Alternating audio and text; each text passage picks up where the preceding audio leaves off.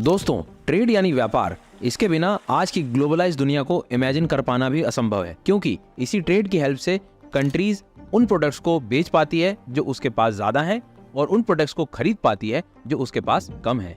वैसे तो कंट्रीज अपनी अपनी ज्योग्राफिकल लोकेशन के हिसाब से अलग अलग तरीकों से ट्रेड करती रहती है, जैसे एयर रूट से, रेलवे से और रोडवेज से। लेकिन जब बात आती है सबसे सस्ते और सबसे प्रभावी ट्रांसपोर्ट मीन्स की, तो वाटर ट्रांसपोर्ट का नाम सबसे ऊपर आता है। इंडिया की शिपिंग मिनिस्ट्री के हिसाब से जहां पर किलोमीटर ट्रांसपोर्टेशन के लिए रोडवेज में 2.5 रुपए और रेलवेज में 1.5 रुपए का खर्चा आता है, वहीं वाटरवेज में सिर्फ 25 पैसे का खर्च लगता है। फ्यूल एफिशिएंसी की बात करें तो वाटरवेज में 1 हॉर्स पावर 4 टन कार्गो ले जा सकता है, वहीं रोडवेज में इतनी पावर में सिर्फ 150 किलो और रेलवेज में सिर्फ 500 किलो का सामान जा सकता है। वाटर ट्रांसपोर्ट की इन्हीं खूबियों के चलते दुनिया के 90% ट्रेड का भार ओशियंस ही संभालते हैं। लेकिन ओशियंस में कुछ ऐसी समुद्री रास्ते भी हैं जिनमें अगर अवरोध पैदा कर दिया जाए तो पूरे वर्ल्ड की इकोनॉमी ठप पड़ सकती है। हम बात कर रहे हैं ऐसे चौक पॉइंट्स की जो ग्लोबल सी रूट पर मौजूद नैरो चैनल्स और स्ट्रेट्स होते हैं और ये ग्लोबल ट्रेड के लिए बेहद क्रिटिकल माने जाते हैं। ऐसे ही एक चौक पॉइंट्स स्ट्रेट ऑफ मलाक्का के बारे में हम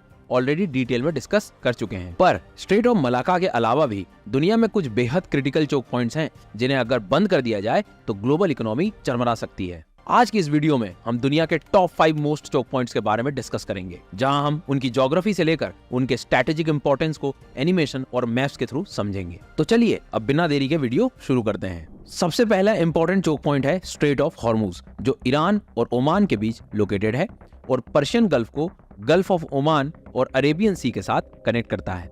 यानी Kuwait, Iran, Iraq, Bahrain, Qatar, UAE और ओमान के लिए ये सबसे इंपॉर्टेंट ट्रेड रूट बन जाता है। ये वर्ल्ड के the most important oil choke points में से एक है, क्योंकि ग्लोबल पेट्रोलियम के व्यापार का लगभग 20% स्ट्रेट ऑफ हॉर्मुज के थ्रू होता है। वॉल्यूम के हिसाब से देखें तो 2022 में हर दिन औसत 21 मिलियन बैरल ऑयल इस स्ट्रेट के थ्रू ट्रांसपोर्ट किया जा रहा था, जो इस स्ट्रेट को ऑयल टैंकर्स के लिए वर्ल्ड का बिजिएस्ट रूट बनाता है। इसकी स्ट्रैटेजिक इंपॉर्टेंस को जानने के लिए अगर हम इसकी लोकेशन को देखें तो पता चलता है कि सऊदी अरब को छोड़कर पर्शियन गल्फ और गल्फ ऑफ ओमान के किनारे मौजूद किसी भी कंट्री के पास कोई वैकल्पिक ट्रेड रूट नहीं है। एकमात्र वैकल्पिक मार्ग है ईस्ट वेस्ट पाइपलाइन। इसके थ्रू सऊदी अरेबिया से रेड सी, बाबल मंडेब और गल्फ ऑफ एडन को क्रॉस करते हुए अरेबियन सी पहुंचा जा सकता है, या फिर रेड सी के बाद सुएज कैनाल को क्रॉस करके मेडिटेरेनियन सी में एंटर किया जा सकता है। लेकिन इस वैकल्पिक मार्ग के साथ प्रॉब्लम यह है कि पाइपलाइन की सीमित क्षमता, क्योंकि यह पाइपलाइन सिर्फ 5 million barrel oil per day transport कर सकती है। इसलिए यह कहना गलत नहीं होगा कि स्ट्रेट ऑफ हॉर्मुज को ब्लॉक करने से ग्लोबल एनर्जी क्राइसिस स्टार्ट हो सकता है, क्योंकि इसे ब्लॉक करने पर शिप्स को लंबे रूट्स लेने होंगे, जिससे ग्लोबल एनर्जी सप्लाई बाधित होगी और कच्चे तेल के दाम तेजी से बढ़ेंगे। पास्ट में भी देखा गया है कि स्ट्रेट ऑफ हॉर्मुज को क्लोज करने की धमकी से ही कच्चे तेल के दाम में बढ़ोतरी हो जाती है। इसके अलावा इस चोक पॉइंट की लोकेशन में ईरान भी मौजूद है, जिसका पश्चिमी देशों के साथ तनाव चलता रहता है। इसलिए तनाव बढ़ने की सिचुएशन में ईरान हॉर्मुज स्ट्रेट को ब्लॉक कर सकता है, जो ग्लोबल ऑयल सप्लाई को बाधित कर देगा। अभी कुछ समय पहले भी तेहरान में मौजूद ऑफिशियल ने बयान देते हुए कहा था कि ईरान की संसद एक प्रस्ताव तैयार कर रही है ताकि स्ट्रेट का रास्ता ब्लॉक किया जा सके, और अगर ईरान सिर्फ अपने टेरिटोरियल वाटर्स यानी अपने अधिकार क्षेत्र वाले समुद्र में शिप्स का आना जाना बंद कर दे तो वह वास्तविक तौर पर पूरी स्ट्रेट को ब्लॉक कर सकता है, क्योंकि ईरान और ओमान के बीच नैरोएस्ट पॉइंट पर स्ट्रेट ऑफ हॉर्मुज की चौड़ाई सिर्फ 50 किलोमीटर है। हालांकि ईरान अनक्लॉज यानी United Nations Convention on the laws of seas पर साइन भी कर चुका है, जिसकी वजह से अनक्लॉज के किसी भी सदस्य को हॉर्मुज स्ट्रेट में ब्लॉक नहीं कर सकता। इसलिए लॉज के हिसाब से तो ईरान के पास इसे ब्लॉक करने का अधिकार नहीं है। स्ट्रेट ऑफ हॉर्मुज के बाद सेकंड चोक पॉइंट है बाबल मंडेब स्ट्रेट, जिसे गेट ऑफ टीयर्स भी कहते हैं।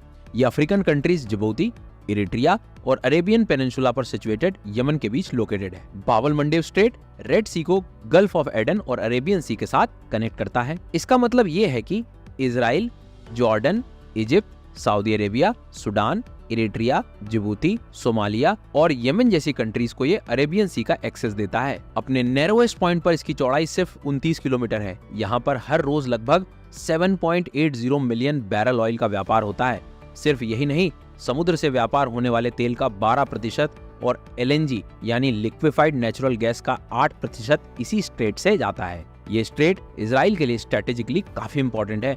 हालांकि इजराइल के पास मेडिटेरेनियन सी का भी एक्सेस है, लेकिन एशिया के साथ ट्रेड करने के लिए बाब अल मंडेब स्ट्रेट इजराइल को सबसे अच्छा रास्ता प्रोवाइड करता है। पर इजराइल और उसके आसपास मौजूद कंट्रीज के साथ इजराइल के अच्छे रिलेशंस नहीं रहते हैं और अब पैलेस्टीनी विवाद की वजह से तनाव और ज्यादा बढ़ गया है। ऐसे में इस स्ट्रेट को ब्लॉक करके इजराइल और एशिया के बीच व्यापार रोकने की कोशिश की जाती है। जब Palestinian Islamic group Hamas Gaza strip में इजराइल से फाइट कर रहा था, तो यमन को कंट्रोल करने वाले हौतीज ने पैलेस्टीन के सपोर्ट में बाब अल मंडेब से जाने वाली सभी शिप्स पर हथियार चलाने शुरू कर दिए थे। हालांकि ऐसे हमले काफी सालों से चल रहे हैं, लेकिन पिछले साल इनकी फ्रीक्वेंसी और भी ज्यादा बढ़ गई। इस कारण से ग्लोबल ट्रेड फ्लो काफी प्रभावित हुआ और शिपिंग कंपनीज और ऑयल कंपनीज ने ये डिसाइड किया कि वह सुएज कैनाल वाले रास्ते से शिप्स लेकर नहीं जाएंगी। इसके बाद शिप्स का बचाव करने के लिए यूएसए ने हौतीज पर मिसाइल से अटैक करना शुरू किए, जो अभी भी जारी हैं। इंडिया भी इस ट्रेड रूट पर बहुत ही ज्यादा निर्भर है, क्योंकि इसके जरिए इंडिया मिडिल ईस्ट, अफ्रीका और यूरोप के साथ व्यापार करता है।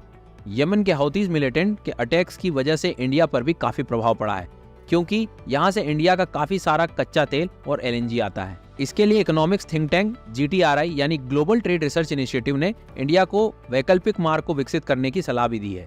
GTRI का मानना है कि ईरान के चाबहार पोर्ट को इस्तेमाल करके इंडिया बाब अल मंडेब स्ट्रेट पर अपनी निर्भरता को कम कर सकता है। थर्ड चोक पॉइंट है नॉर्थ अमेरिकन कंट्री पनामा में located Panama canal. Panama canal Pacific ocean और अटलांटिक ओशन को कनेक्ट करने का काम करता है। हर महीने इस कैनाल से 1000 से ज्यादा शिप्स गुजरती हैं, जो 40 मिलियन टन से ज्यादा सामान कैरी करती हैं। सिर्फ यही नहीं, पनामा कैनाल से होने वाला समुद्री व्यापार वैश्विक समुद्री व्यापार का 5% कंट्रीब्यूट करता है। पनामा कैनाल की वजह से शिप्स को लंबा रास्ता नहीं लेना पड़ता। अगर पनामा कैनाल न होता तो शिप्स को साउथ अमेरिका के दक्षिण छोर पर मौजूद केप हॉर्न के पास से क्रॉस करके अटलांटिक ओशन से पैसिफिक ओशन में जाना पड़ता। पनामा कैनाल की वजह से अटलांटिक से पैसिफिक जाने वाले रास्ते की दूरी करीब 8000 नॉटिकल माइल से कम हो गई है। सिर्फ यही नहीं, पहले केप ऑफ हॉर्न से होकर जाने में लगभग 22 दिन लग जाते थे, पर अब सिर्फ 8 से 10 घंटे में अटलांटिक से पैसिफिक ओशन पहुंचा जा सकता है। ये चोक पॉइंट खास तौर पर यूनाइटेड स्टेट्स ऑफ अमेरिका के लिए बेहद इंपॉर्टेंट रहा है। यही रीजन है कि भले ही कैनाल को बनाने का काम फ्रांस ने शुरू किया था, जिसे निवेशकों में आत्मविश्वास की कमी और इंजीनियरिंग प्रॉब्लम की वजह से काम रोकना पड़ा, पर यूनाइटेड स्टेट्स ने इस प्रोजेक्ट को टेक ओवर किया और 1914 में कैनाल के काम को खत्म करके इसे खोल दिया। लेकिन इसके बावजूद लगभग अगले 85 साल तक सही मायने में कैनाल को यूनाइटेड स्टेट्स ऑफ अमेरिका नहीं कंट्रोल किया और 31 दिसंबर 1999 को यह कैनाल पनामा को ट्रांसफर कर दी गई। आज भी यह कैनाल वर्ल्ड की सबसे बड़ी सुपर पावर के लिए स्ट्रेटेजिकली काफी इंपॉर्टेंट है, इसलिए पनामा कंट्री के साथ अच्छे रिलेशंस बनाकर यूएसए इसे डायरेक्टली कंट्रोल करता है। साथ ही यूएसए ने हमेशा से पश्चिमी हेमिस्फीयर को अपने प्रभाव में रखने की कोशिश की है और पनामा कैनाल पर कंट्रोल होने की वजह से रीजनल जियोपॉलिटिक्स और सुरक्षा में यूएसए की बात का महत्व रहा है।